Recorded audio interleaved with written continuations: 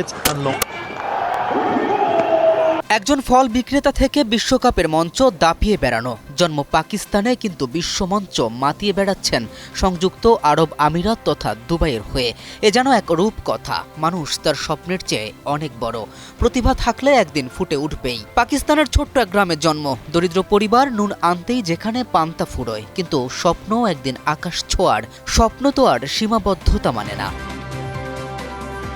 শৈশবের স্বপ্নের পেছনে ছুটতেই কৈশোরে পা রাখা বা না রাখা অবস্থায় পাড়ি জমান লাহোরে। এক স্বপ্নকে বুকে ধারণ করে কখনো তাকে কাজ করতে হয়েছে হোটেলের ওয়েটারের, আবার কখনো ফল বিক্রয়। তবুও দমে যাননি। একটা স্বপ্ন পুষে বেঁচে থাকার যে আনন্দ, তা হয়তো পুরোটাই উপলব্ধি করেছেন হায়দার আলী।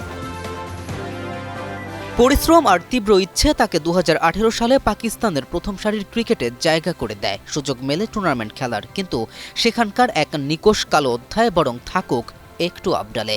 কখনো কখনো দুর্ভাগ্য ও সৌভাগ্যের পূর্বাভাস। কঠিন সংকটকালে আর্থিকভাবে আরও ভঙ্গুর হয়ে পড়ে হায়দার আলীর পরিবার। ফলশ্রুতিতে পরিবারের হাল ধরতে আর ভাগ্যের তিক্ততাকে রুখে দিতে পারে জমান সংযুক্ত আরব আমিরাত তথা দুবাইয়ে। আইসিসির 3 বছরের আবাসিক নিয়ম পূরণ করে অবশেষে পুরো দস্তুর আরব আমিরাতের ক্রিকেটার হয়ে বিশ্বমঞ্চে এই পাক বংশোদ্ভূত।